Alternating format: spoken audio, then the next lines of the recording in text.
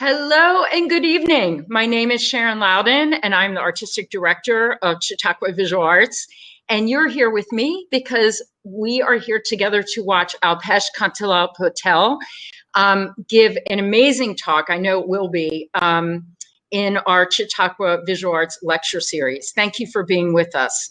I'm thrilled to introduce Alpesh, and as one of our alumni who's here with us tonight, Lauren Fueo, said she can't contain her excitement. I feel the same. Alpesh is a professor of art history at Florida International University in Miami. And prior to coming to FIU, he worked in curatorial departments and director's offices at the Whitney Museum of American Art and the New Museum of Contemporary Art, both in New York City. He received his bachelor's degree from Yale University and his doctorate from University of Manchester in England. But today, let's bring Alpesh today and all that he does. And quite frankly, I'm not going to be able to share with you everything because he has quite a long bio. So if you want to check out his website, it's alpeshkpatel.com. But let's just give you I will give you just a brief idea of Alpesh if you don't already know him. He wears many hats, including being one of our esteemed Luminous lead faculty in our Chautauqua School of Art residency program. And he's very popular with the participants, and you'll see tonight why he's so popular.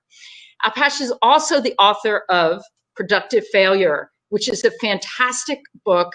It's Productive Failure, Writing Queer, Transnational, South Asian Art Histories, and it's published by the Manchester University Press. And I highly recommend you read this. It's an extraordinary book, and it says a lot about Alpesh and how he sees the world. The research for this book was supported by grants from the National Endowment of Humanities, as well as the Arts Council of England. And just behind me here, you can see so many other of his publications.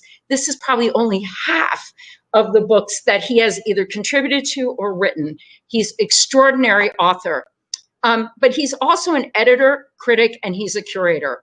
Alpesh has edited many publications and in the past few years, and forthcoming, he has a few coming out, including, selfishly, I'm going to share, Living and Sustaining Creative Life, Storytellers of Art Histories, which he has co-edited with Yasmin Siddiqui, and it's published by Intellect Books and distributed by the University of Chicago Press.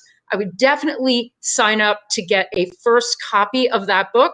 It should be published, I think, either next fall or in the spring of 2022. As a critic, he's frequently contributed many reviews in Freeze magazine, Hyperallergic, Art in America, and has organized exhibitions both in the US and abroad, many of them. Finally, he cares for his students so much that how can I say this? He led efforts to apply and receive cultural arts grants to support a range of programming at FIU, such as a social justice artist series he organized among others. And I know that's where also Harag Vaitanian, who introduced us, me and Alpesh together, visited FIU through that program. I believe that's correct, Alpesh. You'll have to correct me on that if I'm wrong. But Harag Vaitanian is also a lead faculty in our program. And our community benefits tremendously from Alpesh and his unique pedagogy that he shares with his students. So without further ado, I would love to share with you now Alpesh Kantilal Patel, Dr. Patel, if you will. And Alpesh, thank you for being here. And I am so excited to hear you tonight. Thank you so much for your time. Thank you, Sharon, for that incredible and very generous introduction, as always. I don't know. It's going to be a love fest tonight, I believe. We have a lot of alumni I see in our chat room right now, and I'm sure they're going to contribute to this conversation. I would just share with everyone after Alpesh gives his presentation, stay tuned because you will have a chance to ask questions of Alpesh. So Alpesh, you've got the floor here. Thank you so much. Thank you.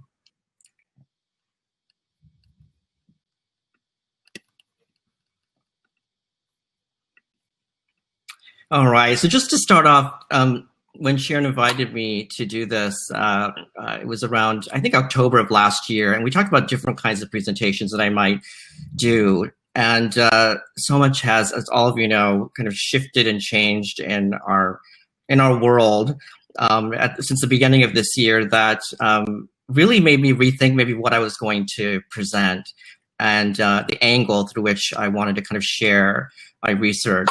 I think what I'm really interested in sharing with artists is how they can see the number of different worlds that their work produces. And these visual diaries that's in the title of this talk is very much about beginning to articulate what those worlds could be, which are really infinite and just never ending is the way I like to think of it. In short, like this idea of visual diaries came out of my own research. I spent a lot of time finding that sometimes it was easier for me to think through putting together visuals without having to right away add in language, written or otherwise. At the same time, not letting go of writing in language, which sort of can build a different aspect of the visual. So in the summer program that many of you here have been a part of, and some of you that are here hopefully will be a part of in the future, there's a very specific format that the participants follow. They are given an opportunity to talk about 10 different images, and each of those images is up for 20 seconds each. So they're time limited, and the idea is it allows all these artists to present, an aspect, one sliver of their work. And they do that multiple times to show to themselves and to the rest of their peers how many different kind of aspects of the world that they're a part of. I'm stressing this idea of the world for a big reason. I think sometimes art is seen as a distraction or it's seen as entertainment. In fact, I was speaking with someone earlier today that said that this presentation itself would be a way for me to have a distraction from the events that have been taking place. And certainly on one level that is the case, but I would say that art is very much about being in the world, that at its best, art creates interconnections. And as a historian, as one that writes, I'm very much interested in kind of building worlds as well, usually ones that depict my specific interests, looking at issues of race and gender and sexuality in particular. So all of that's sort of a prelude to kind of going into this set of visual diaries, which I'm going to show, which are in a slightly different format than what I had mentioned the summer students do. But is in the same vein. That is to say that what I'm sharing with you isn't really baked. I haven't really discussed this much, and I'm trying to figure things out myself. So in the process of doing this, I'm hoping to begin to make some of those connections with you here. I'm focusing in on Miami, really because I live here, and I feel that I haven't had a chance in many ways to get to know the various artists that are making work here. And last summer, I got an opportunity to do that. Leighton Rodriguez Casanova of Dimensions Variable Nonprofit Space here in Miami asked if I would be willing to help him to think about how we can kind of expand the way the artists in Miami are conceived and perceived. And I felt like that very much fit into my idea of visual diaries. So when I did studio visits with each of these artists I'll show you today, the idea was after the visit, I wanted to kind of see, how many different kinds of contexts that I could put them into. And at times I'm really expanding the world of the artwork, and at other times I am honing in and compressing and amplifying a very specific aspect to show, again, the layers that are embedded in the work. So before I sort of do that, just this kind of idea of what visual diaries are, they're modes of thinking and researching. And that's what I'm doing here with you tonight. I'm thinking and researching. I'm not giving you, again, like this fully kind of formed presentation. They're meant to be experimental, provisional, and ephemeral. And we don't get to do this enough, right? Present ideas in process. And so that's part of what I'm hoping to do here today, which of course makes me incredibly nervous because I don't know exactly what is going to unfurl, but that's kind of the exciting aspect of it too. So the first artist I wanted to discuss is Phyllis Groden. She's an architect based here in Miami. And after we did our studio visit, I felt like that we could kind of think about her work through this idea of queer ecology and landscape. These aren't necessarily concepts that Phyllis is explicitly dealing with in her work, but through a conversation, it came out as potentially one way of thinking about what her practice involves. So this diary, I'm going to be kind of inserting bits and pieces of my own writing as well as those of others. And this is the beginning of an article by Timothy Morton on queer ecology, just to give you a sense of what this is supposed to be. Ecological criticism and queer theory seem incompatible, but if they met, there would be a fantastic explosion. How shall we accomplish this perverse Frankensteinian meme splice? It's a very provocative introduction to kind of thinking about maybe two discourses of theories that aren't always seen in the same frame. This is a still from a work of Phyllis's called The Ninth Ecosystem that was done as part of an exhibition at the Deering Estate here in Miami, Florida. Phyllis is dealing with augmented reality, so her work actually is amplified and is instantiated through your iPhone or whatever kind of digital device that you have. And what she's showing us here is the future Miami. She's particularly interested in the idea that there's a lot of non-native species that have come into South Florida. And she's wanting to visualize these kind of fantastic new creatures that will be among us, you could say.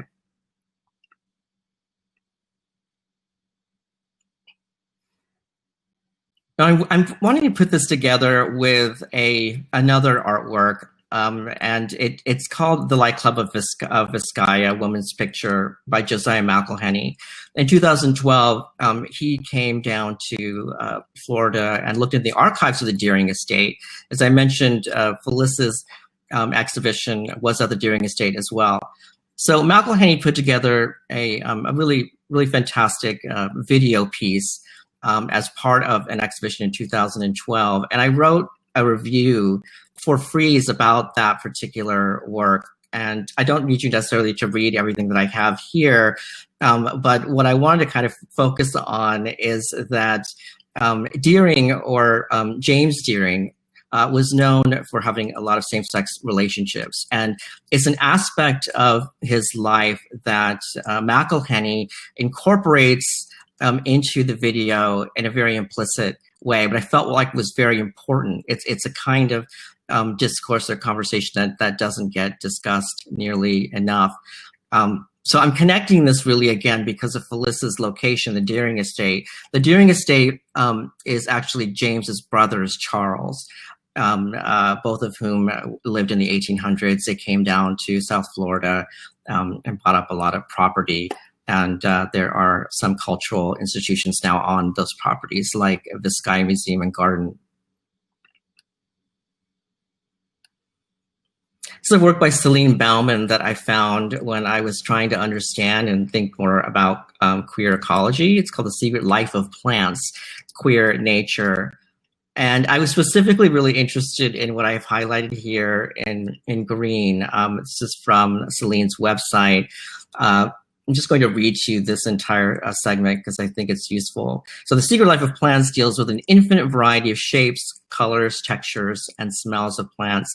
The origin of this extreme diversity is the result of evolution through sexual reproduction, allowing plants to adapt to changing weather, soil conditions, or predators. Such a range of possibilities can thus be framed as queer in reference to minorities that detach themselves from binary gender conduct.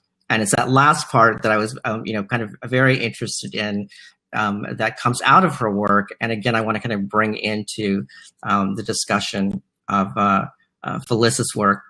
This is work by Nash Glynn. It's a short video. It's about about, I think, a minute and a half long that I'd like to play you called Lover Earth, You Used Me. You used me. Took what you wanted and left behind a toxic wasteland. I'll never be the same. But change is certain. Like the rising sea. And one day, you'll know my true value. When you realize you can't live without me. Your only hope is to come back and clean the mess you made. I'm so much more than you think I am. Every molecule of my body, you always source. It's an element beyond your time. And the carbon you burn for power just makes me hotter and colder.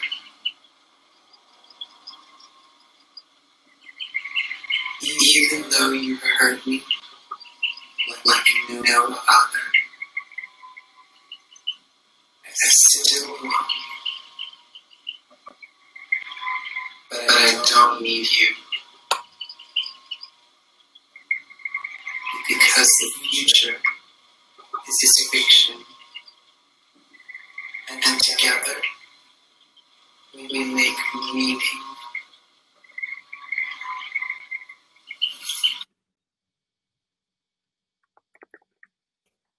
I'm looking at the chat and it says that the video is not visible. I'm not sure if that's the case for everybody.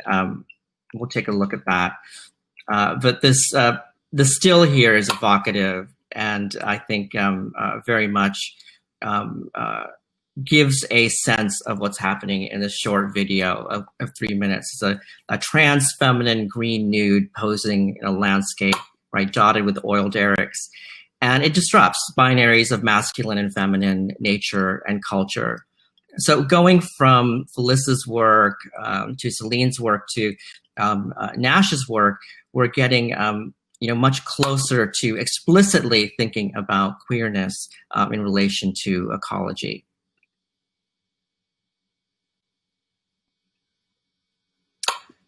The term queer ecology refers to a loose interdisciplinary constellation of practices that aim in different ways to disrupt prevailing heterosexist discursive and institutional articulations of sexuality and nature, and also to reimagine evolutionary processes, ecological interactions, and environmental politics in light of queer theory.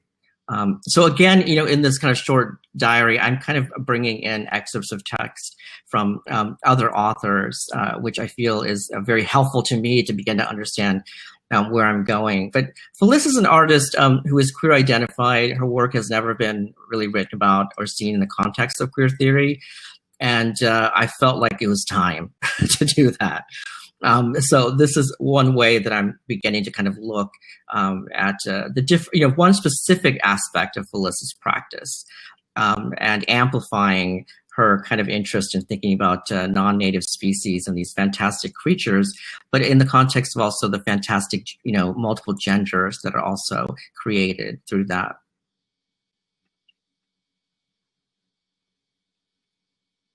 All right, the second diary that I'm putting together is around the artist Tom Cicluna, also based here in Miami. And, Tom's work, it can be labeled as institutional critique for sure. He comments on spaces and sites, but instead of sort of the negative critique we might typically think of when we hear that word, I've come up with this idea that his work is charming. I don't know if that's the right word for it, but it feels like it's getting closer to what he's doing. That is to say that his critique is not biting in some way or mean-spirited. it obliquely kind of looks at institutions, and to bring that into being, I thought it was really interesting to look at the work of the photographer Louise Lawler. This is a quote from a review from Peter Sheldall, who writes, Lawler could mock aesthetic sensitivity if she didn't share it. Her work suggests an antic self-awareness typical of stand-up comics. It feels authentic at any rate. For those of you that don't know Louise's work, here's an example, a photograph that she's taken. And this photograph is in a collector's home. And what you're looking at is a very well-known work by Jasper Johns on the upper sort of register of this photograph. And on the lower register, where we see a bed, right? Something that we're not used to seeing connected to high art, especially not Jasper Johns' work. And for Lawler, she finds these moments very interesting and worth documenting. Again, not as sort of critique, but just as sort of wonderful kind of formal connections that are wacky, right? If you look at the bedspread and the color and the lines, there is this connection, right, with what's happening in John's work. It's obviously a very decorative one, but it's one that was very important to the collector that clearly lives and sleeps in this space. This is part of an exhibition that Tom did at FIU that I organized, actually, and it was titled Concrete Feet. So Tom found out at the time we were doing this exhibition that the average amount of the cost of real estate on Miami Beach, on Lincoln Road, where Miami Beach Urban Studios is, was $300 per square foot. So he took that number and he bought as many pavers as he could with that. And that's what you're looking at here, is this series of pavers. And every day he would come into the gallery and he would reposition these pavers. Sometimes they would become sort of props for various artists to do other kinds of practices, or they were the building blocks of a podium, for instance. And here what you're seeing is he's kind of flattened them out here on the ground, and he's mimicking what we're looking at here on the ceiling, right? These tiles that have been taken down and they formally interact. These tiles have been kind of piled up here in the back. These kinds of slight connections that Tom is making, right, really make us think about the space. Like Embus is Miami Beach Urban Studios, known as Embus, is a very horizontal space. It doesn't have a lot of room vertically, and that's ironic given there's actually a lot of room above these air conditioning vents for that. And it's these institutional politics that Tom is very interested in. You know, why weren't they removed? Why isn't that space sort of available? And the reasons for that end up sometimes being more about contracts and the way these spaces are actually rented out to the university, where certain kinds of things can and can't happen there.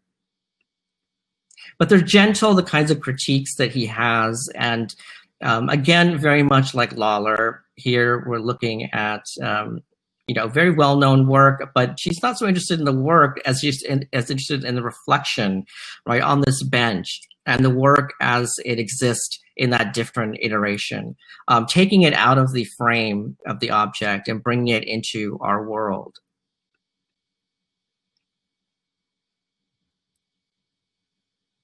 This is a work by Tom Cicluna. On the wall, however, is a work by Frank Stella. So Cicluna's having a dialogue with an early work of Frank Stella's, and he's essentially including a number of benches from the museum that are already there, and arranging them in a way that bring homage to Stella's work through this seriality, if you will.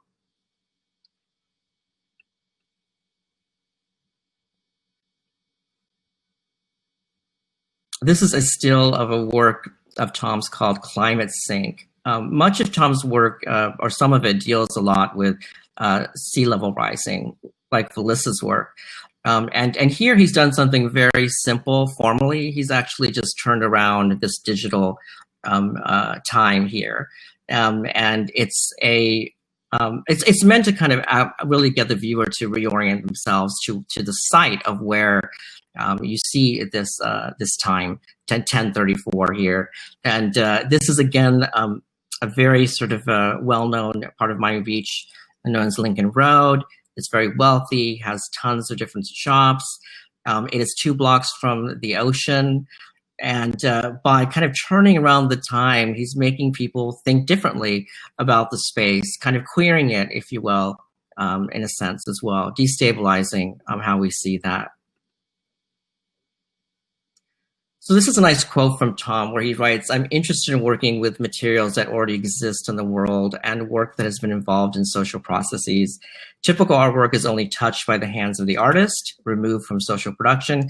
And I'm more interested in materials that have already gone through this process and recontextualizing their existence."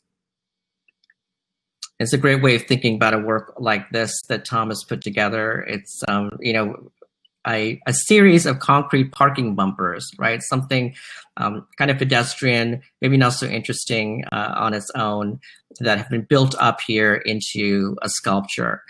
Again, he's taking something that is all around Appalachian State University's campus.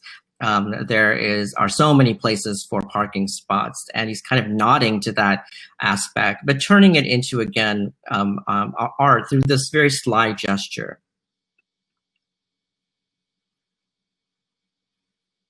And finally, this work, Bleed, that he showed in Miami in 2018. He essentially took a desk that was going to be thrown out and decided that he was going to make that actually the object that he worked with in the gallery. And he also decided to take the paint that was used to paint the walls of the exhibition for the previous one that was it was wrapping up as well. So you're using discarded elements, right, and turning them into high art here. And, you know, he's actually painted the floor here, right, not the walls, and really expanding the kind of, I guess, the space of the object itself, bringing attention to that white cube in a way that we sometimes can forget. Again, Tom is really embedded and interested, despite being a very conceptual artist. His works are minimal, but they are maximal in kind of their framing. And I find, again, the kinds of critiques that he does, you know, they're not really, again, biting. There's something else, and I've kind of come up with this idea of charming. I'm not sure if that is where I want to end with it, but it's a way toward better understanding what he's doing, which is really exciting and new and interesting, I feel.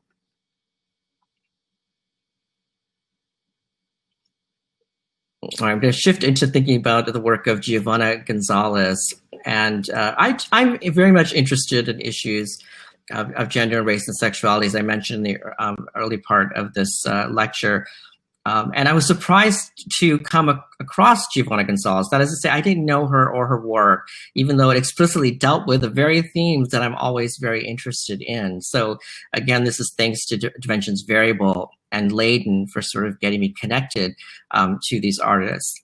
But in this diary, I want to look at a couple things, this idea of visibility, invisibility, space, and specifically urban space from this point of view of a feminist, queer, and anti-racist look, you could say.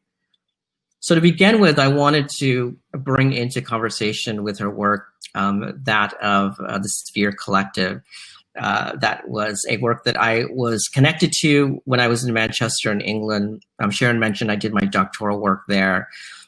Sphere is a collective of LGBTQ identified queer Muslim South Asian women from the northwest of England. And they put together this installation of a number of beds. And all of these beds were done by the individual women to represent their concerns and their interest. And the entire installation was put next to Canal Street, which is the epicenter of gay life in Manchester. It's fairly well known in Europe.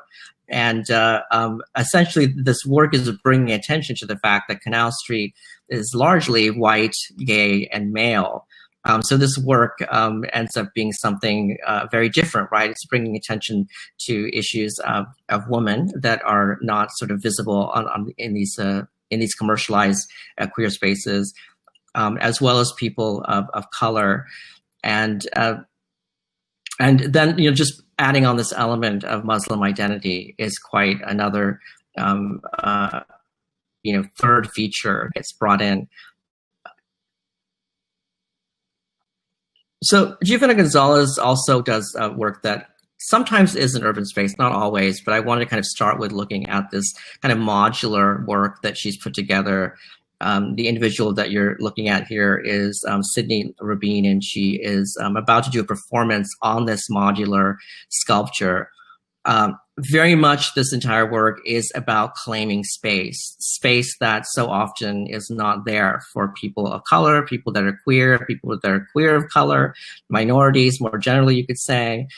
So this is about claiming space, making visible those subjectivities that don't get enough kind of traction, you could say.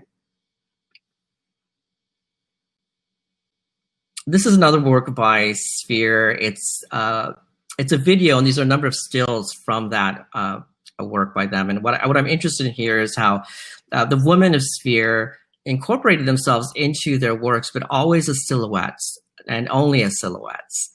The colors that are being used here are so vibrant and bold. They demand to be seen. And yet you cannot see everything. That is to say that these subjects maintain a certain sense of privacy while they're still remaining visible. And that tension is an interesting one that I'm very interested in, this idea of being visible, but not necessarily having to be completely transparent either.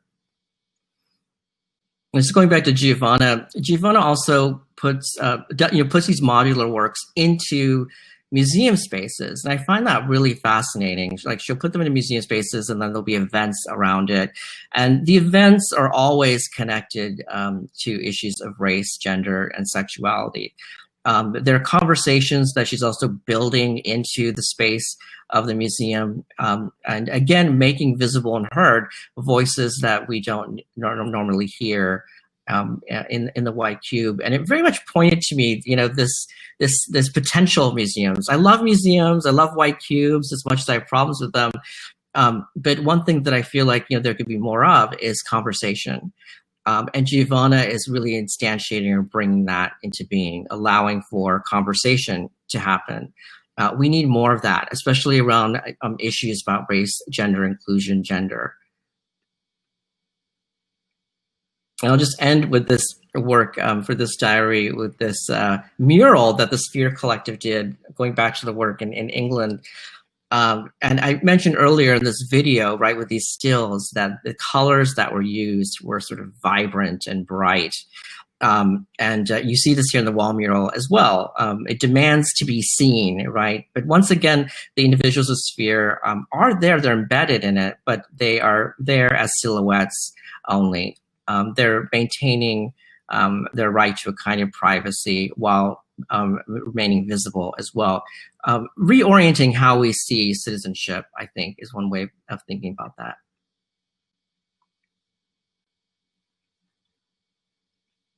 All right, this marathon of visual diaries that I'm doing connected to artists, I wanted to look at now the work of Christina Patterson, and I've titled this Fade to White because I'm looking at issues of race in her work. They are part of her work, but it is not sort of the main aspect, but I'm kind of really amplifying this specific aspect. The work that I want to kind of touch on is this work in the Pines, the site-specific installation that she did at Locust Projects here in Miami. And it was a homage, really, to the Pines that no longer exist in South Florida because of deforestation. They aren't there. So she's bringing homage to this time period that wasn't there. So there's a sense of interest in ecology for sure there. But more so than that, she's also interested in the stories that we don't see or aren't heard, and yet took place in the very spaces that we're in. So one story that she shared with me that is begun to be described here on these this kind of makeshift cemetery is the sort of the death of an African-American male that happened very near where Locust Projects is. And I wanted to share with you a short trailer for a documentary connected to this individual to give you a sense of what exactly happened to him. Another image of just a seance and I'll shift in just a second to look at Arthur McDuffie and this trailer. Okay.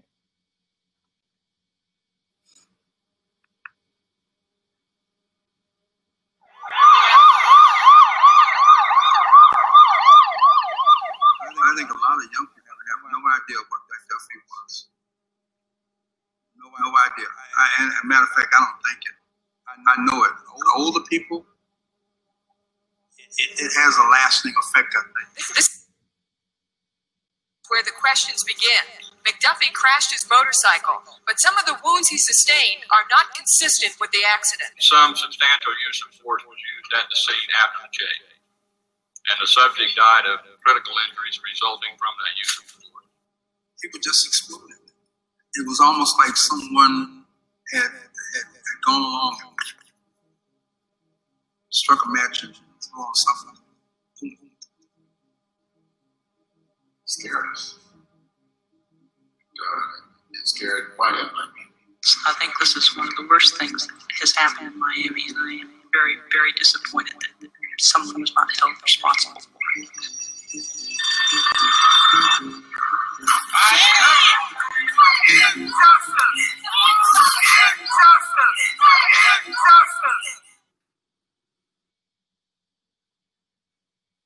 So Christina's exhibition was one of the few that I actually went to in person last summer.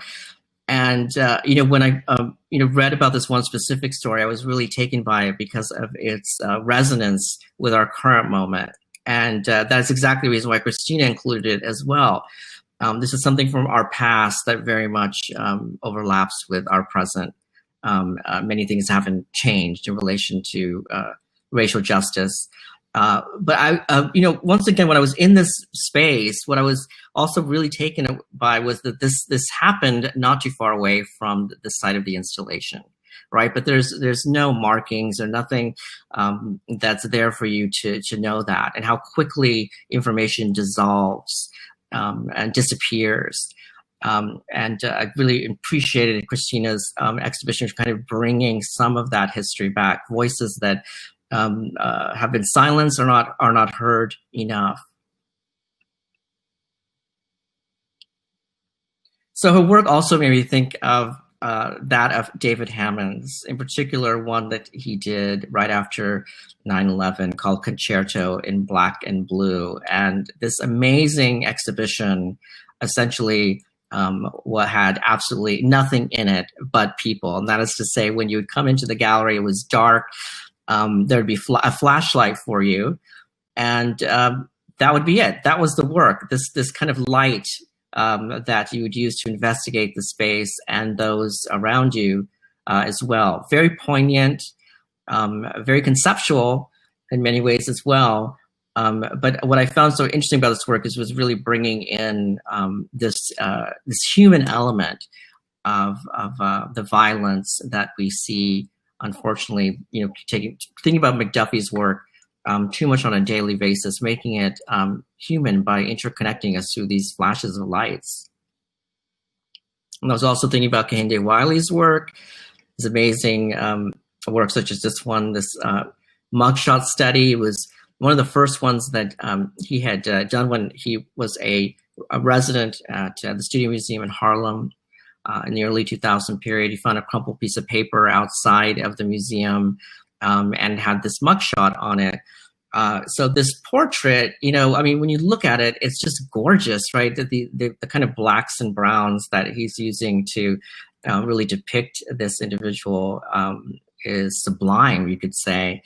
And of course, it's ironic that it's based on a mugshot. So Wiley's really interested, you could say, in many ways of bringing attention to these issues while also maybe moving beyond them and showing us a different kind of Black male subject. I was also thinking about the work of Adrien Piper. This digital work exists, and Advent is very powerful for its almost nothingness. Again, its lack of information. You're looking at an image of Trayvon Martin, who was one of the first I would say, individuals that was slain that we've been paying a lot more attention to in the last decade in South Florida. And with this work, I think what's really brilliant about it is that you can't really see his face, and yet that image was circulating so much online, to the point that his subjectivity was completely removed. He became just this image. And Piper wanted to kind of allow him to have that back in some way by reducing his image, making us have to pay attention and look more carefully, and maybe just maybe through that process of thinking differently about that individual as well.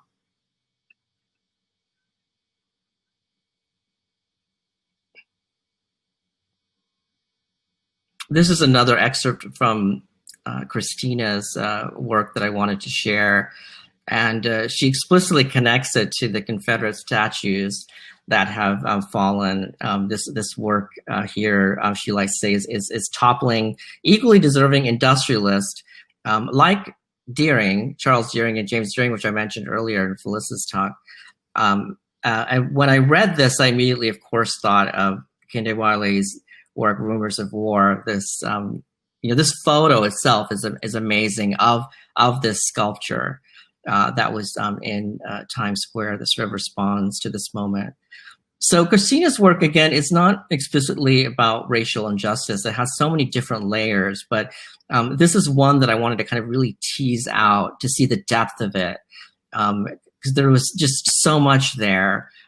Beyond just the conversation on ecology and environment, which is a big part of that work too.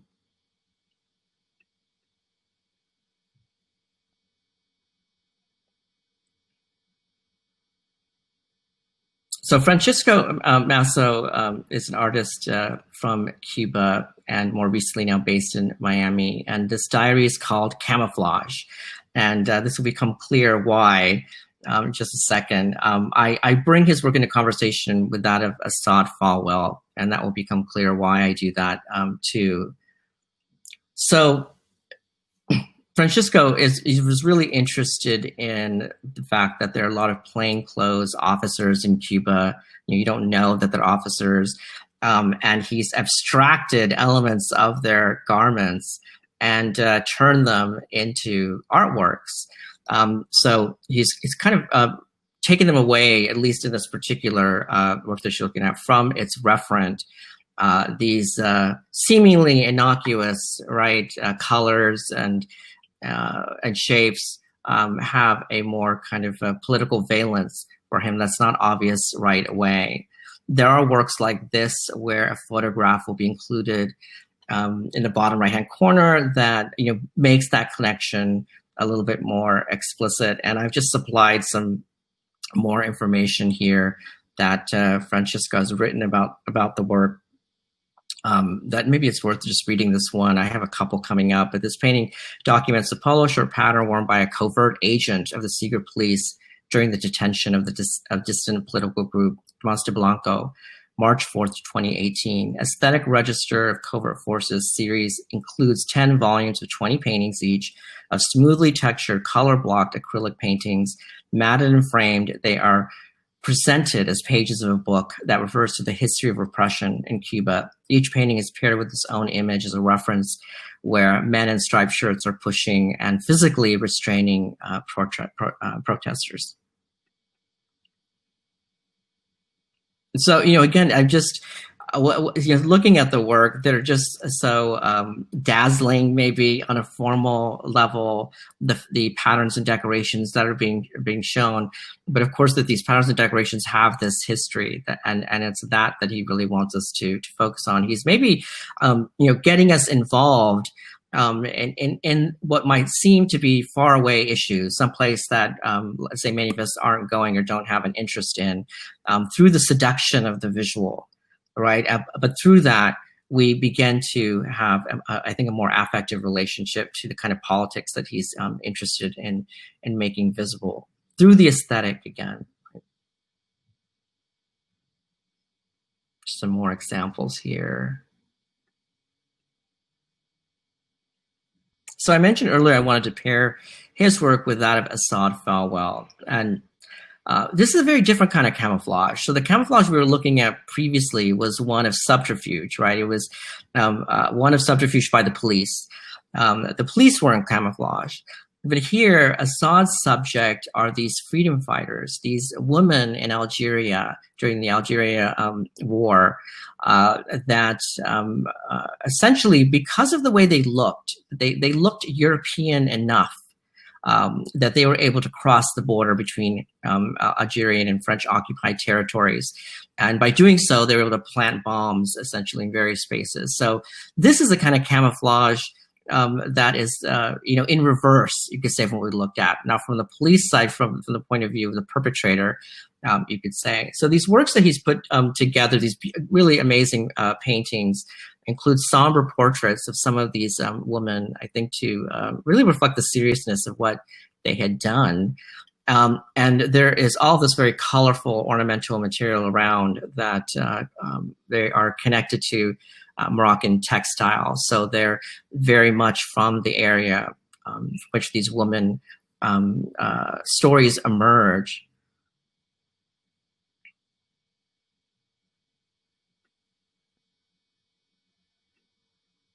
It reminds me a lot of pattern decoration in the 80s in the US, but with a much more sort of explicitly political valent.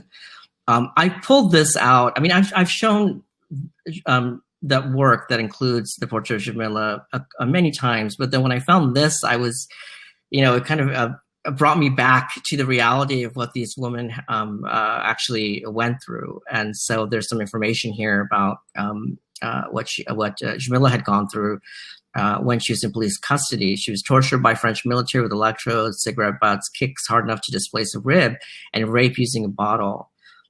So these were amazing women that, again, were capitalizing on their ability to be camouflaged in plain sight.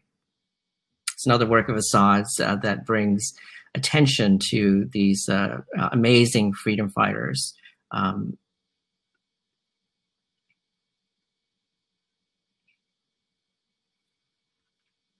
And this final visual diary that I'm putting together is probably the one that I'm most sort of unclear about. But I know something's there. I just don't know how it all connects just yet. But I've titled this Queer Muslim Futures. And it's connected to a work by Jamila Sabor, who grew up in Florida, is based in Florida. She is originally from Jamaica, and she has connections to Muslim subjectivity as well. But it was that Muslim aspect of her work that I was really interested in honing in on, because no one talks about it. Everyone talks about sort of the geography of Jamaica, but not so much this other aspect. So I wanted to kind of look at that and hone in on it. And I'm pairing her work with a couple of other artists that I'll show. This is a quote from a new book by Marcia Meskimen that is a really kind of, I think, a useful way of thinking about what's happening in Jamila's work. That denizens are always becoming mobile and mutable. There is no origin that guarantees belonging. And I think so much so for artists of color in particular, there's this idea that they can be located in some place. But their subjectivities, like many of us, are very mutable, right, and mobile. And I feel like Jamila actually in her work touches upon that, even though the writing on it hasn't quite caught up to what she's doing. These are the stills from one of her works, and kind of almost she's kind of slipped in this mosque that was built in the mid-20th century by an Indian immigrant, Muhammad Khan. So that's sort of inserted within this very short video that's incredibly surreal and includes also a former sort of plantation too. So it intertwines a number of different histories that one might not think of as being seen in the same frame. And through that, I really felt like there was this opening, this moment where there was a sense of thinking about this idea of Muslim subjectivity beyond the past. And what I mean by that is that Muslim subjects are kind of connected to history, to a historical idea of what Muslim subjectivity is, that disallows for a more contemporary reimagining of what that might be, and indeed a future. So I really enjoyed the fact that this kind of was opening up a future. And that was so novel. Like, I don't see that. I don't see a lot of work really responding to the future of Muslim subjectivity. It's so much more sort of tied to the past, you could say. Some more stills from that work. Now, I'm pairing this provisionally with some stills of a performance by Zulfikar Ali Bhutto. A Leaf is for Revolution is the name of this performance that he did at the Asia Art Museum. I'm not going to talk so much about the performance, but who Bhutto is. He is the grandson of the slain Prime Minister Benazir Bhutto of Pakistan. He is also queer and lived in San Francisco up until most recently. I think he's going back to Pakistan. But his works really deal with the death that is connected to his history. The shadow of not only the death of his grandmother, but also his father, who was also murdered, his namesake. So there's a sense of death that's there and permeates a lot of the work. But out of that also are these moments where we're moving maybe beyond it into different territory.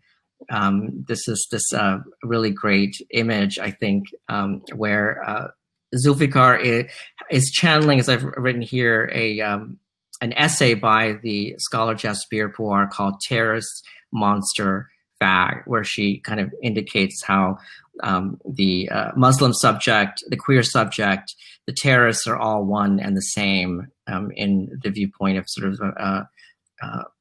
the U.S. in particular. And finally, I wanted to, well, no, there's two more work. This is one by Arsha Haq that called The Second Coming of Fatima. And let me just give you a bit of more of a sense of what this is, because there is a bit of backstory, and I need to just read what I have here because it's not something I know off the top of my head. Let's see. First of all, let's go and talk about Fatima. So Fatima was the only daughter of the Prophet Muhammad, an iconic figure in the Muslim female pantheon, and is often invoked in prayers of protection and healing. So Arsha has this sort of room covered with earth, and on it is what she describes as this arsenal of gilded throats, the jewels which are also the vessels of severed or silent speech. And sitting on pedestals, the pieces are fragments of the violated body, worth of reverence and homage to the physical costs of the colonial acquisition and appropriation of women's jewelry, wealth, and worth in the Indian subcontinent. Haq is really bringing up, the complex, bloody history of South Asia, the partition that happened in 1947 that resulted in the creation of Pakistan and India, and also, of course, the British occupation of South Asia. And she's bringing out, this idea of jewelry, right? That many of the jewels that were in South Asia are now in the hands of the British crown jewels. And so very much kind of interested in jewelry, femininity, colonialism, and how, many of these women, you could say, were the most sort of, I guess what's the way to put it? I would say the most violated is the way to put it, out of all the subjects in some ways. And these delicate, really very interesting sculptures that she's creating are very evocative. And I'm going to show you a short video that gives you a sense of the installation.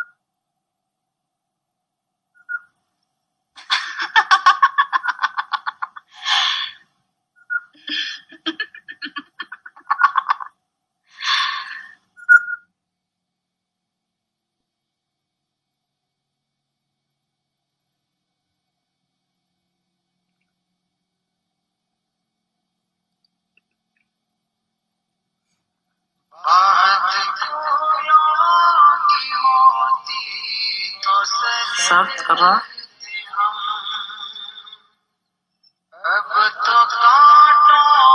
सब तरह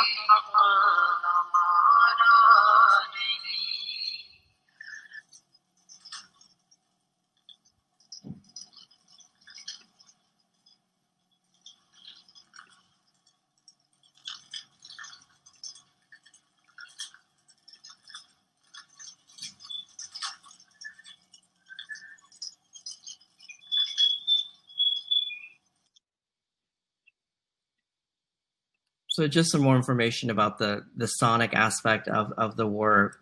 What you were hearing was an Urdu poem, and it goes as follows: "When the land of flowers required blood, our throats were the first to be cut. Still the owners of the garden say, this land is ours and not yours."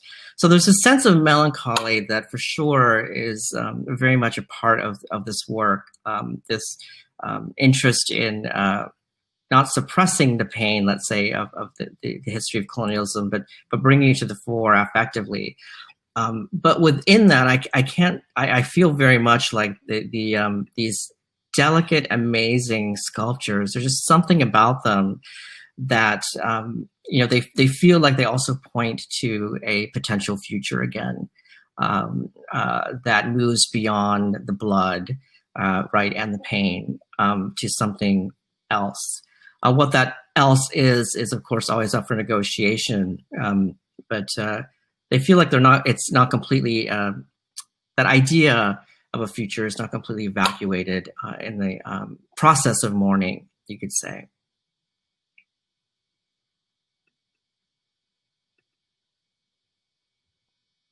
And the final work I wanted to connect in this, to Jamila's work in this diary, Queer Muslim Futures, is that of Basira Khan. And this is an installation view. And, I mean, it's, again, a very interesting take on sort of the toppling over of imperialism. She's taken a column, fragmented it. It is wrapped in various rugs and other kinds of precious materials from South Asia. And the inside is this, really kind of delicious, you could say, almost colorful center. And this is a great quote from a critic that I think brings into focus what might be happening here.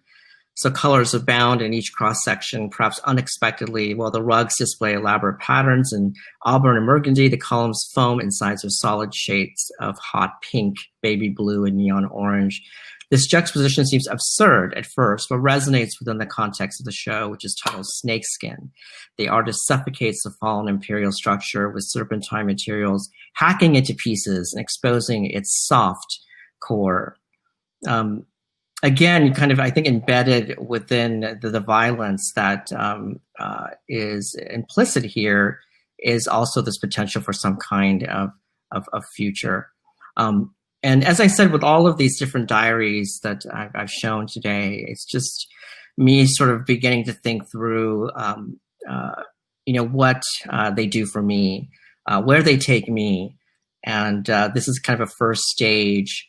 I'm not sure where all of this will go, but this is my way of sort of, I guess, also articulating, the kinds of visual diaries that I think can be really important. That is to say, ones that aren't fully formed quite yet. There's something about being able to share ideas and process, which is really important and doesn't happen, as I said, I think earlier, enough. And so I've done that here today, and I hope there's enough kind of clarity to make sense of some of these, the works of these really fantastic artists. That's kind of the flip side of this, when you don't have everything kind of tied together. It can completely fall apart in its expression. But I'm hoping that didn't quite happen with this presentation today. So I'll end there with this visual diary, and then Sharon, we can talk about any questions that came up. I haven't been monitoring the chat since I started chatting myself.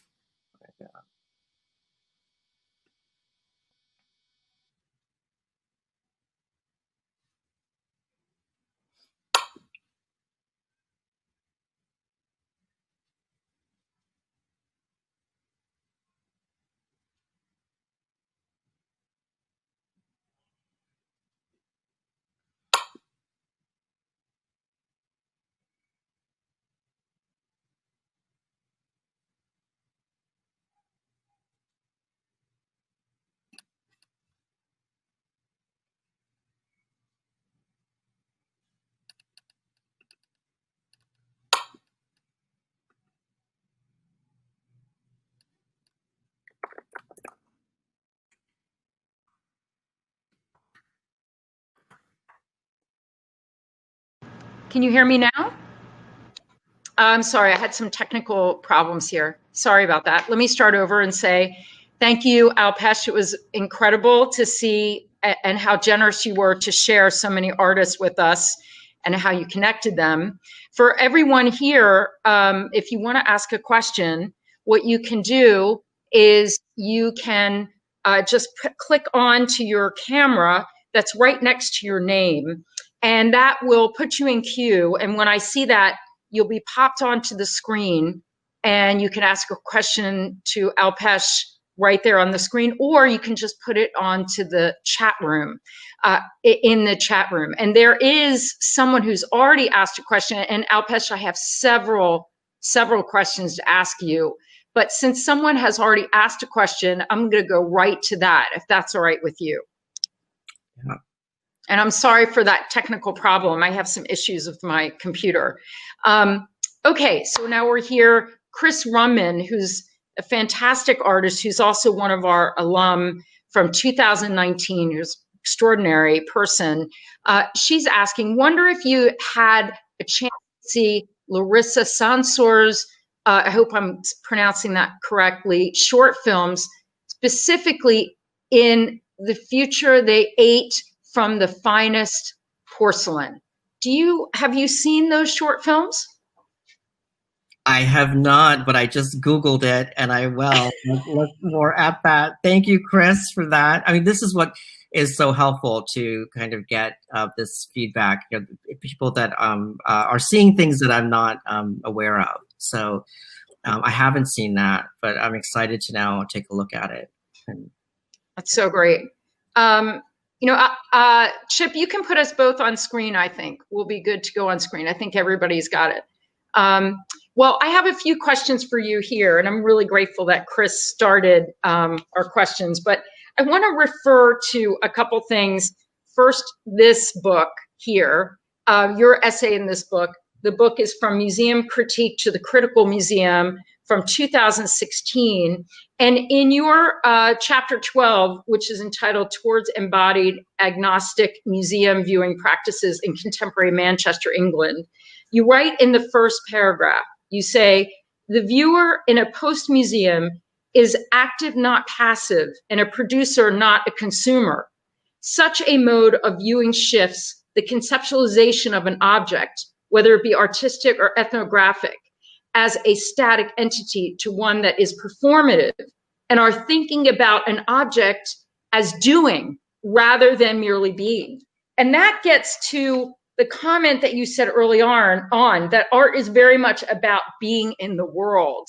So the use of museums, and I noticed too that when you spoke about, let me just go to my notes, Giovanna Gonzalez at the Bass Museum, in disrupting that. Right now, I think we're in this really pivotal space of what a museum means. And museums are changing because they have to, but they needed to do this many years ago. They're catching up to this.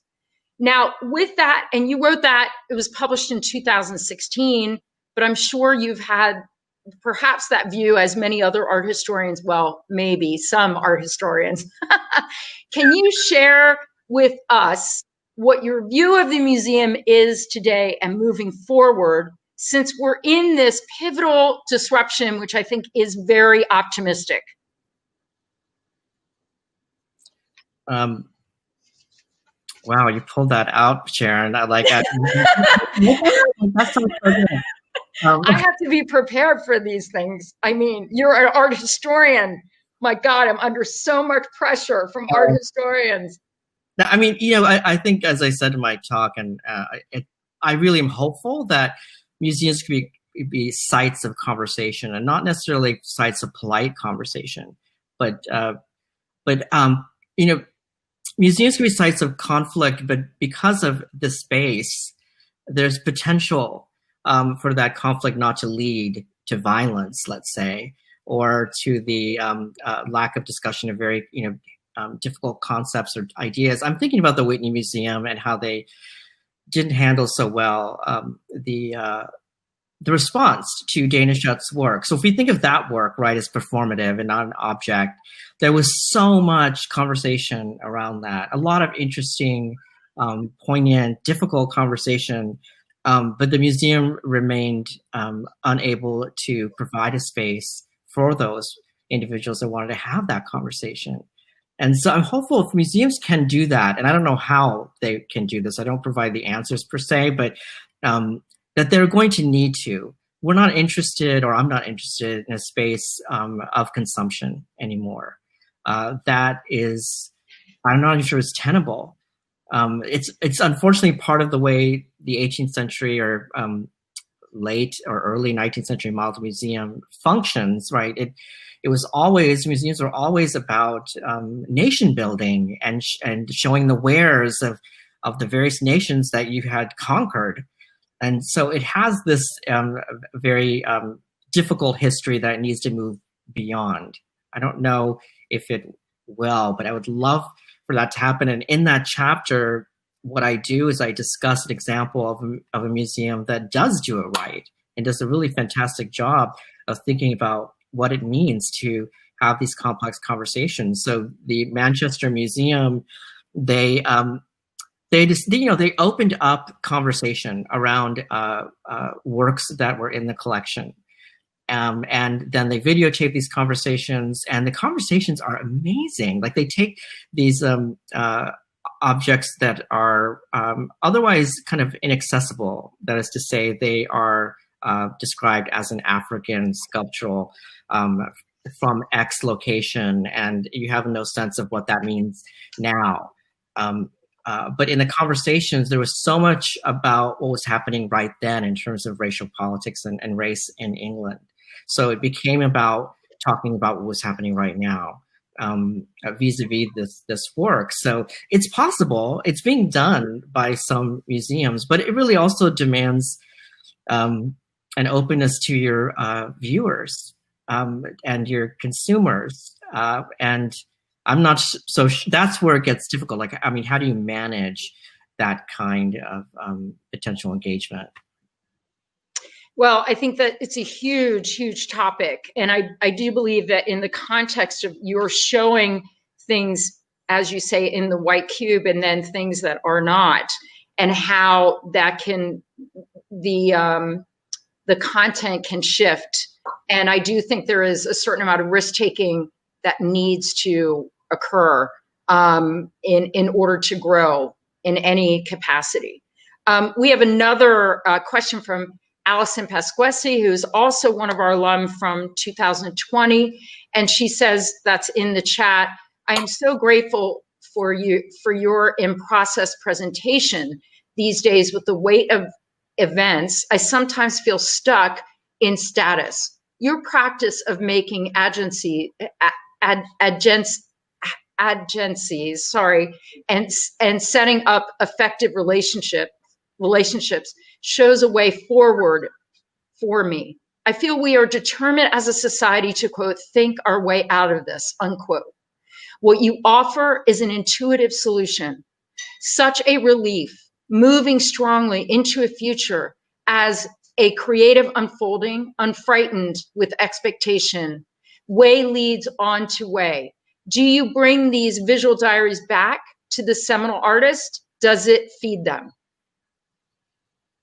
And that's a great question, because I produced most of these diaries in December, so fairly recently. I sent them to Layden at Dimensions Variable, and I haven't really heard back his thoughts about what I've sent him. But I think partly because it is in process, I'm not sure how he knows how to present this kind of material. So when this opportunity came up, I thought, well, this could be another way of me thinking through what it means to do this work. And yeah, I do want to go back to all these artists, especially because I already met with them, and that these diaries are responding to these studio visits that I did. I want to go back and have a discussion with them about what I've done. And it's not to tell them what their work means, but to kind of share with them what it meant for me. And I think that that's the greatest gift that you can give an artist in that way. And, you know, it could lead to all kinds of interesting new directions. But I would like to do that, and I will be doing that. But it's, you know, again, like, how do you share these in-process diaries with something else? Like, you know, when Leighton and I just briefly emailed, he was like, well, do you have something written? And I was like, well, no, not yet. This was the whole point. Like, I don't want to do that right now. I don't want to have it all put together. Like, I want to show this something that's a little bit raw, and hope it can resonate. But now that there's this video of me presenting the work, I can talk to Leighton about this as potentially a way forward too. But yeah, I will be sharing this with the artist. Yeah. I think that first I want to thank Allison for asking that question. I'm sorry to have stumbled on that, but I appreciate the question very much. I think that what's really powerful is what you're reminding us, that the visual is a language, and that it can not necessarily replace something that's in writing, but it gives a different point of view in how you're collectively sharing this with us in a different context. Would you agree with that? Yeah, and you know, I love to say that artists, their works are theory to me, right? That they are ideas, and their thoughts in process actually too, on the same level as written philosophy. But often, you know, there's a big divide in how we might see artworks as the kind of philosophy then to written philosophy, for instance. So yes, I mean, I definitely think that artworks, you know, they create conversations. They often create complex ones that don't have easy answers, and that's what makes them so interesting in many ways. But to your point about the visual, right, that I one of the reasons I think I was interested in doing this, again, as I mentioned earlier, was just I wanted artists to feel comfortable to not always include the language, like to just have a diary of images that they feel are connected, and then maybe to kind of add in language, not to supplement, that's key, but to extend and take into a different direction what the visual might not be able to do. So, you know, I don't want the images shouldn't be illustrated. Images are not meant to be illustrations of text, and the text shouldn't be descriptions of the images. They both need to be kind of held together, and they overlap maybe in an interesting way when done right and powerfully. So great. Now, Philomena is someone who's asking a question in the chat. Philomena says, Alpesh, I appreciate your sensitivity in picking up the collective energy and resiliency. I don't know why I'm skipping words tonight. I'm so sorry. Of these artists, I've been talking too much today. Of these artists as individuals, but more so as a collective force. The definition of, quote, diaries has forever changed for me as they move us out of self-inquiry into wider discourse. Exclamation point. So that wasn't a question, but a comment, and how lovely that was. That's so beautifully put. But it is this kind of idea of moving from self-inquiry into a wider context. And that can be a very vulnerable place. That's not often, you know, I think that there's an ethics involved in this that I haven't really discussed so much. That's to say that, you know, you want to make sure that the audience that is going to be receiving your work is going to engage in a conversation in an ethical manner. It's not for everybody in some way, and because it can be so personal. This past summer, and so happy to see, right, the folks from last summer from the workshop at Chautauqua are here. It was incredible, the kinds of visual diaries that they presented, very personal, and part of it wasn't just, again, the diaries, it was this creation of a community that became the object, let's say, that was created out of all of this. And that community really is what led to then the diaries to be potentially more vulnerable for people to present in some way. Wonderful. I want to talk a little bit about patterns having history. So of course they do. And when you spoke about Francesco Masso, is that correct? Am I pronouncing the name correctly? That it's interesting because oftentimes we look at abstraction and what may appear, and I think you were using this word too, decorative. There's always history and narrative to abstraction.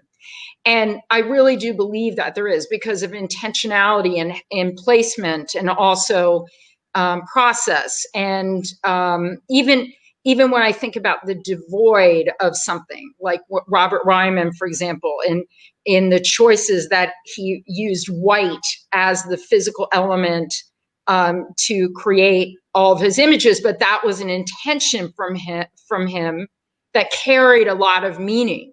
So what's interesting to me is these histories, how political they are. It reminds me of Aboriginal stories that are passed down from generation to generation to generation, and how in many other cultures, their abstraction has been the message for artists that has been very political. Even when you think about in the 1930s, a lot of abstract film was considered degenerative and rejected because of that.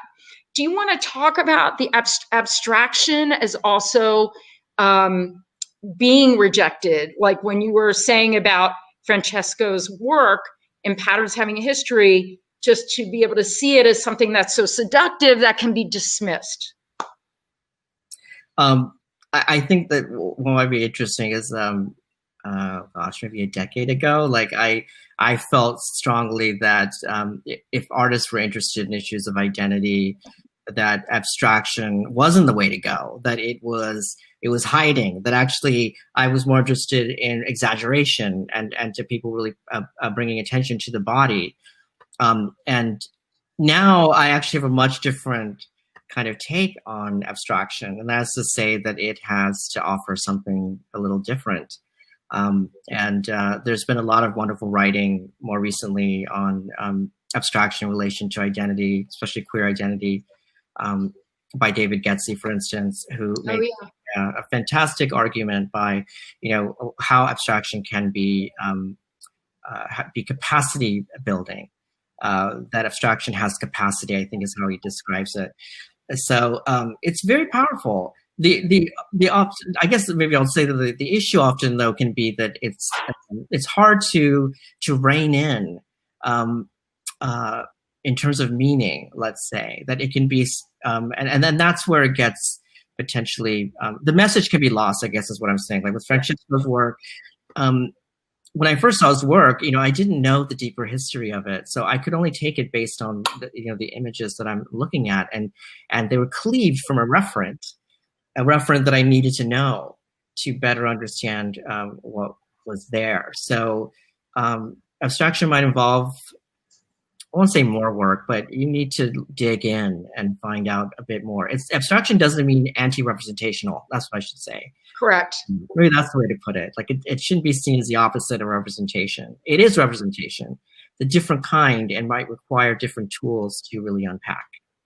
I agree. I mean, even if you think about something that is very familiar, just even like a photograph is still abstracted because it goes through a lens and it's from a particular view. So if you think about art history as a line, right, you have, I'll just put, Bryce Marden from the 1960s to all the way to something like, and here I'm sharing two white men who've been celebrated a lot, Richard Estes, but for what people would find to be very common in recognizing their work, but yet they're on that line. And so it's interesting to me because I love that you brought that up. I think that it's so important to share that because I see, and I wanted to ask you this, abstraction as an open door and actually an invitation for digging more. Whereas if you see something that might be more familiar, it may already tell the story. What do you think about that?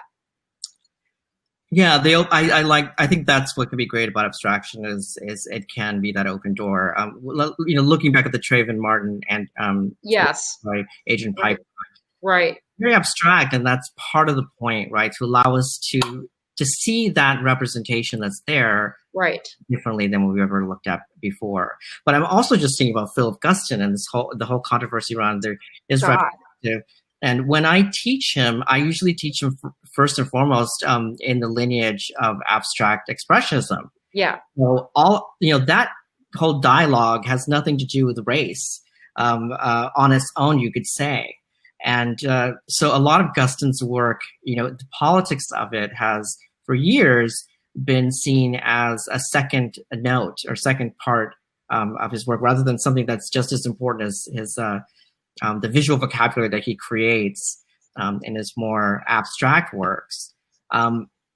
So there's something very interesting there too, just that Guston as a figure who was so invested in abstraction, then decided to imbue it with some representation to explore these issues that were so important to him around issues of race in particular. Yeah, I think it also, like thinking abstraction, the agitation, like let's say of Gerhard Richter to let's say his nurses, and how political putting those two things together could make a statement. Now I'm going from afar. Sorry, that could be such a long conversation. But I want to also get back to your bio and just share, in May of 2021, you're going to be a resident fellow at the Institute of Advanced Study in Loughborough. Am I not saying that correctly? How do I say that in English? How do I say that? It's Loughborough. Loughborough, sorry, University. My friends in Edinburgh will be very disappointed in me. I'm failing this evening. In England, where you will be working on one of many things you're working on, your new monograph, tentatively titled Multiple and One Global Queer Art Histories. Can you talk about that a little bit, or is that like locked up and we can't know anything about it? No, it's there's no secret. Well, you did put in your bio, so I mean that's like a little tease. Yeah, so they are they're doing a festival around this idea of transition, and they're using that word very broadly to mean many different things. And so I'm latching on to that to think about trans subjectivity. And so the project I want to do there will bring into conversation the work that our artists from Poland, Wojciech Pius, and Castles, who's well known here in the U.S. So the project very much, it not only connects to the theme, but Loughborough itself, the university, they have a lot of amazing projects dealing with trans subjects there. Wow, interesting. Right? So I'm really interested in being able to dialogue with them, bringing them in to show them these works if they don't know these works. But I think that that's a key element of what was so attractive to me about this. And I mean, and who knows what will happen with the pandemic and whether I'll actually be there or not. But it was that part that was most interesting to me, that I wanted to engage with this public there around the work, rather than it being completely kind of, very kind of academic, completely removed, I guess, from the world, again, like I mentioned earlier. So yeah, I'm really excited about that, and excited that they're supporting something like this, like very excited about that. Yeah. So great. Now, just on that subject that you're working on and the other projects that you're working on, but I want to talk about also my favorite topic with you to talk about, art history. And I have a big wink in that. And for everyone, just to share what that means, is that I feel like art history oftentimes is regarded as an elite, protected, also powerful teaching, because in the past, there are some books that, like the Gardner book and the Jansen book, that I personally would like to burn, but Alpesh won't let me burn them, is that they don't include everyone. So yeah. Can you just share too, in the context of the Storyteller's book, how has art history changed? And what is the responsibility of an art historian, number 2, and number 3, C, A, B, and C? How can these stories come out to make artists less isolated in this elitist place, because I do think it's not just up to museums, it's up to art historians in what they share and educate that could integrate artists in society, especially those who haven't been spoken about. Oh gosh, there's a lot of questions that you just... But you know what this is, I know, so but you can answer this. Well, I just, you know, something I was thinking about earlier today about one way I might introduce this talk, and I did in the end. But and this is an imperfect analogy, but there's something about it that feels kind of interesting to me because of the moment that we're in right now. There's been all of this discussion about democracy being very fragile, and it's something that has to be cared for, but that it's worth, you know, caring for. And I was thinking, you know, that you might think of art history in the same way, that it's incredibly fragile and it needs to be cared for. You know, what's exciting is there are a lot of writers that are, you know, dealing with art, not necessarily as art history, but they are dealing with art and they're caring for the works. So I think that, you know, I was trained as an art historian. I'm in a Department of Art and Art History, so I feel that it's important that I speak about art history and as both something that's problematic and that can be incredibly useful as a tool.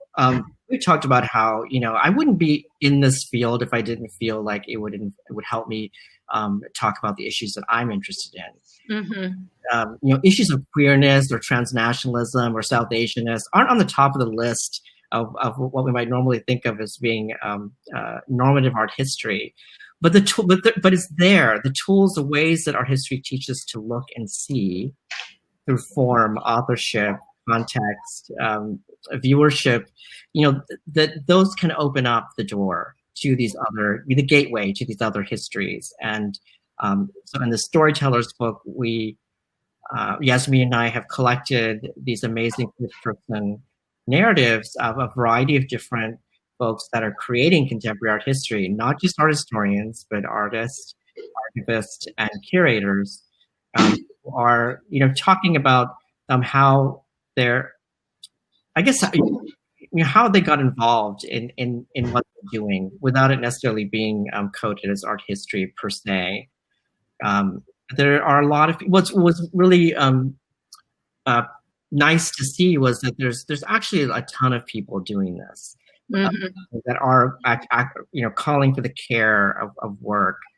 I'm just thinking about the work of Gayatri Gopinath, who writes a lot about queer South Asian work. She's not an art historian, but she writes so beautifully about art, and you can tell like she really cares about you know, discussing it in complex ways. So from an ethical imperative as an art historian, maybe going back to that point, yeah, I feel it's important for us. I feel it's important for me to kind of share that that art history isn't fixed, that you know, it can be changed. And part of these diaries in my classes, it's about them in telling me what kinds of things they want to see in the classroom, essentially, that aren't there. So it's kind of like another canon that's going alongside my discussions in class. And that's really nice. They're bringing in into the conversation things that are of interest to them through the visual. So if I can get them more, you know, empowered by that, then and then maybe becoming art historians, we might have a different view of what's right. But the whole burning thing, yes, you cannot burn these. I know. Oh, the information's already there. Like only if it's an art piece, and maybe we'll do that at Chautauqua this summer. Now we have a couple of comments. Bonnie Ashmore was saying abstraction has capacity. Yes, thank you for mentioning that. She agrees with what we were talking about. Shadi Flores, so excited for you, Alpesh. Thank you for such an amazing presentation. Sam Peck says, thank you for reconceptualizing visual diaries. For me, Alpesh, this is a beautiful discussion and presentation. Catherine Harder's amazing, beautiful person and artist who lives in Colorado said, thank you very much, Alpesh, and Sharon, for this amazing, insightful dialogue.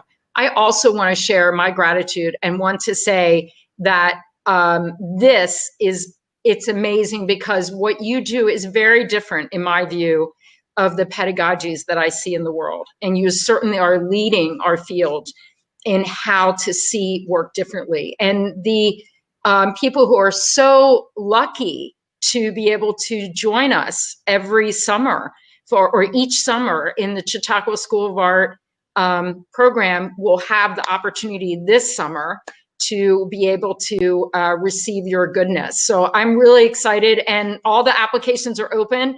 I just want to mention to everyone here, since people will see this after this evening, that our applications are open, and they're open till March 2nd. And Alpesh is a part of the juring process.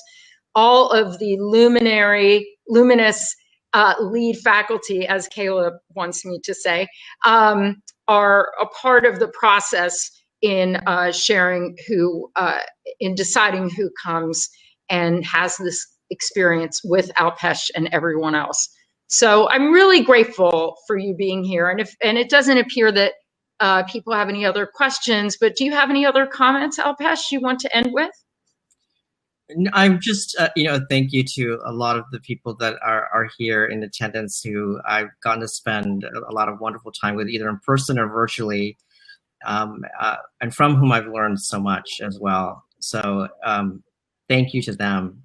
And thank you, Sharon, again, for inviting me to be part of this. We are honored to have you as a lead faculty at Chautauqua and all the things that you do. And it's no wonder you're so popular, I have to say. So thank you. Oh, one more person, Julia says something here. I thank you for your generosity. Julia Kwan, she is one of our alumni from last year, sharing your in-progress ideas. I found your workshops and talks to be incredibly refreshing, especially considering the traditional notions of art history, as Sharon has mentioned. What do you think is the role of vulnerability in teaching and learning? Great question. So I just read Dimitri's comment, which made me laugh. Seductive but not dismissed equals Alpesh. I should just say Dimitri is an amazing professor who's also at Florida International University. You should definitely check him out. He is tremendous. Dimitri, C-H-A-M-Y. But on to Julia's question. What do you think is the role of vulnerability in teaching and learning? This is really an important question because essentially it's true. It's like there's ego in art history, or there has been in the past. And I think that it has also been it is performative. You and I have spoken about that. What do you think?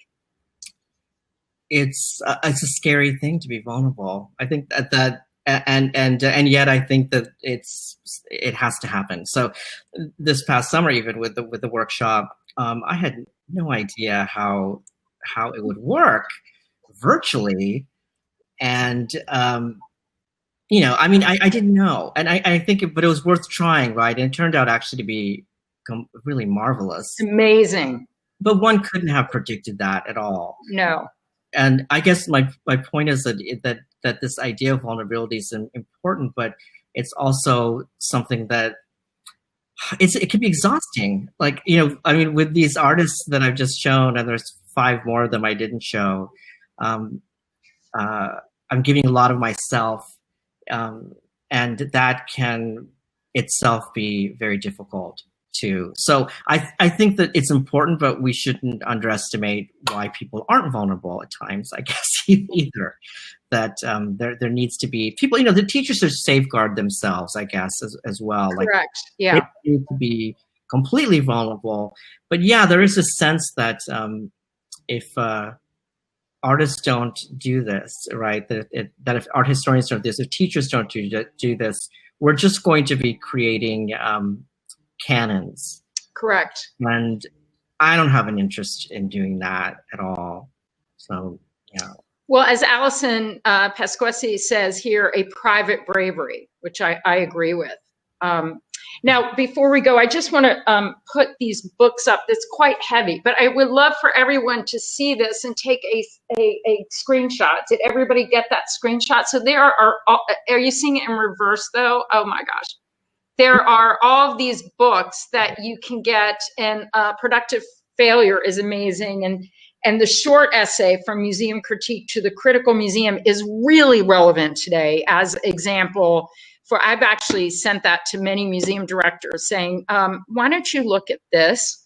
And I feel like right now we can all contribute to the change that we're seeing. And what I love about Chautauqua is that vulnerability can be shared because we have such a brave space for people to be able to explore and experiment. And I'm just so grateful you're a part of it. So thank you. And thanks for being here. And everyone, thank you for being here. I think Dimitri uploaded a file here. I don't know what that is. Oh, and that is, oh, he uploaded the file of the picture of all the books. That is so great. Thank you, Dimitri. I think everyone should buy all of his books. I mean, listen, nobody makes any money on buying books, or rather purchase of books. They're really labors of love. And I think you have done tremendous labor of love through all the writing that you shared. So thank you. Now, Chip, if you can go on the screen, I want to share with you, Alpesh, who the next person is that's coming. And of course, I also met Erica Wong from our dear friend Parag Vatanian, and she actually lives in London. So we're going from someone who spent so much time yourself in the UK to someone who's actually going to be coming in from the UK. She is actually going to talk about her experience she was living in China as an artist and how that posed a tremendous amount of challenges and what it's like to be living in England as an artist. But also she teaches a lot about professional development, but not cookie cutter, but more community based. And she's really wonderful to talk with. So she's coming next after you. And then after that, I'm hoping Abby Chen will be in March. So we will, which Alpesh was so kind to introduce us. Basically, these introductions, I should just share with every artist, is the thread of our community. And we try to bring at Chautauqua generosity, yielding generosity, people who are willing to share their vulnerabilities towards that strength. So I would just say thank you again. And Chip, the ending, here goes the video. Oh, and there's the virtual porch. And we have our human values. So thanks everybody. And thank you, Alpesh. You know, I'll be in touch. And we look forward to seeing you next month, the second Tuesday of every month. We are here to share with you. And be sure to look at the recording as well. We'll have that up on the website, art.chq.org. Good night.